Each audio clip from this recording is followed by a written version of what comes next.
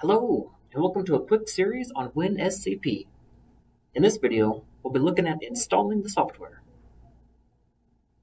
To start, open up your browser of choice, go to the web address https://winscp.net.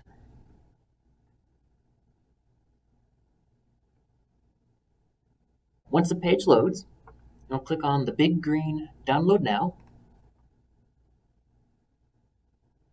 Next page, scroll down just a tad till you get to the Download WinSCP.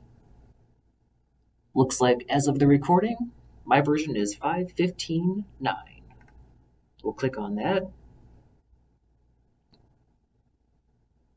Alright, and then here in a second, it should pop up with the run or save, and we'll just click on run.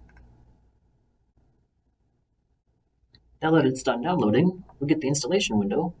We'll go ahead and click accept, then we'll let it do a typical installation. Pick the Commander interface style, and then finally install.